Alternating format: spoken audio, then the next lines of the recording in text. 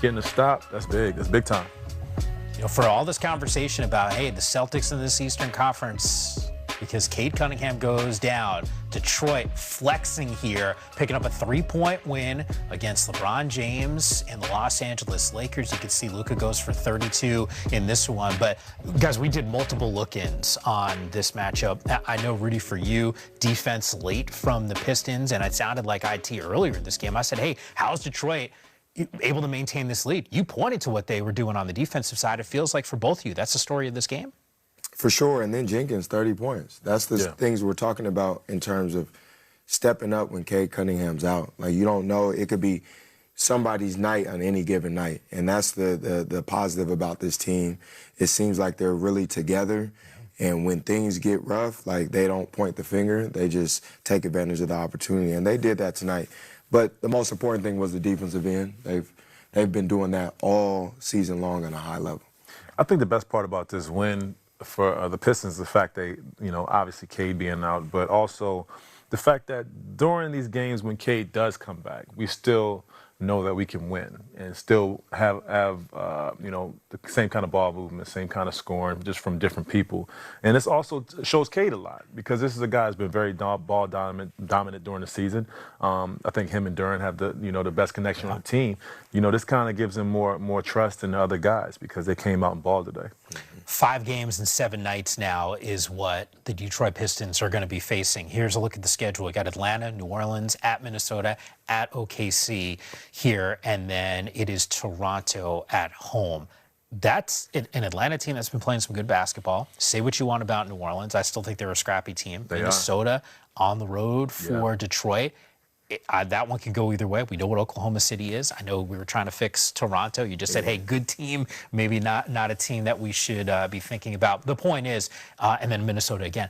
We're going to learn a whole lot about this team. This is not an easy stretch, and to do it without Cade Cunningham is, you know, potentially a problem. But maybe they got a guy in Jenkins. Yeah, I mean, they do. They got guys that can step up. I think this is a real important time in the season, but it's not the end all. Like, say if they don't come out on top of these games without Cade Cunningham, I think they've played so well throughout the season where it gives them a little room for error in terms of, like, you might lose a couple to end this season, but a game like this against a hot Lakers team and guys step up, this is always a positive sign when your leader is out. What does it say about the Lakers to you, Rudy? Nothing. I mean, this is one of those games. I don't like to call them a trap game, but this is one of those games where, you know, it's kind of a wake-up call. They've been riding the high, playing well. Luka's been scoring. Everybody's been meshing. But, you know, you came out there and you played a pretty good game for a little bit of time, but didn't get to finish it out. So that should wake them up. You know, would you guys mind in the control room just running that play again? Because it grabbed your attention defensively. What happened? It was a little bit of a broken play that came together. But in those moments, I mean, over there too. So like you had the spin, you had the pump fake. One of the best defensive players in the league as well. So, but I bet the Lakers are living and dying with that. Like Rudy said, when the ball went up from that shot, like, he's capable of making those shots. It's just, it didn't go down, and it's always a tough game. Playing in Detroit, especially after a 9-game winning streak, it's like, you're going to give away some of those. Yeah, and look, hit a game winner the other night. I know we showed it with Kennard knocking down that jumper, and I was so impressed because you saw the traffic going to one side of the floor. I mean, Kennard, before he takes the shot, like, it's just the elbow pad. I'm like, what is going on right now? Plenty of time was able to deliver it. Unfortunately for Lakers fans in Detroit, not able to get it done, where Luka falls just a little short of that 3-ball, but still another impressive offensive output for him, going for more than 30 points in this one. More to come here on the association, as some games are now in the home with this. Once we zoom in, you'll realize it's not the current NCAA bracket. Time to revisit our bracket featuring, although he'd be smiling about that regardless. Hey, we there regardless, so you know what I mean? Well, there's that UConn squad. I'm looking forward to that one. All right, we have unveiled our top 16 teams, and we're trying to figure out who had the best NBA squads from those respective colleges. So we've already gotten through 4 teams. Now we're to the Elite 8. Sign me up for this, John Wall. Number 1, Kentucky. We got number 9, LSU. That's a squad, man. Shaq, Pistol Pete, we'll throw him into the mix. Not to mention, we got Magic's Michigan State Spartans, MJ's Tar Heels. That is going to be What? All right. Friday, we introduced the number 14 seed, and it's Wake Forest. Kind of forgot how many good players were on that squad. And number 3, Duke. Like, kind of an institution on college basketball when you think about what the Blue Devils bring to the table. Wake, though, has got CP3. I think about what Tim Duncan was able to do in his career. That is a hell of a lineup, though, that the 3 seed Duke brings to the table. Now, the vote, by the way, I heard that this got very, very spirited. Like, Robin Lopez was fired up in our green room. And if you know Robin, he's usually pretty even, guys. Like, he's a gentle soul, is how I would describe him. He's always very thoughtful. He was going to bat. Unless you're a mascot. There's that too. Didn't like those. He was fired up about this Wake Forest team. He thought that because they had TD, that they would handle business against Duke. No one on that Blue Devil squad would be able to check him. Rudy, you agree with them. You voted for Wake. Why? I mean, you have Chris Paul, you have Tim Duncan, 2 of the greats. Don't get me wrong. Duke has some great players, but those 2 together, Tim Duncan, arguably the best power forward ever. Yeah. I mean, that's enough. Did I say more? IT? That's what they think. That lineup with Duke is like, we don't know who's going to guard Tim Duncan, but who's going to guard Kyrie Irving? Yeah, well, there's that too. Grant Hill. All right, here's your winner. Yeah. Chosen. The votes by... Oh, man, come on, man. That's what I'm talking about. I have no idea what y'all talking about. Think about what Grant was back in the day. You would think this was a basketball show, right? People should know that, man. Should know That's what better. I'm saying. Okay. You got out. You and Robin got outvoted. Yeah, Robin's favorite player probably Tim Duncan. Yeah, I'm sure. Might have been a part of that. So there's booze. By the way, like there's some spirited conversation about where his son should be going. NBA draft around the corner. Forgot about that kid. Well, that's this guy right here. Number 1 pick.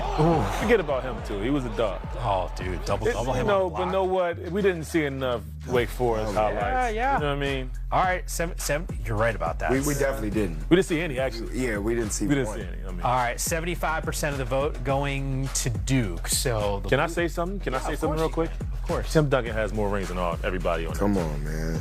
That's actually a great. So there we go. By the way, you and Robin, keep preaching. I'm telling you. Just here if y'all need me, man. So you can see the number 3 seed Duke. They are moving on past Wake Forest.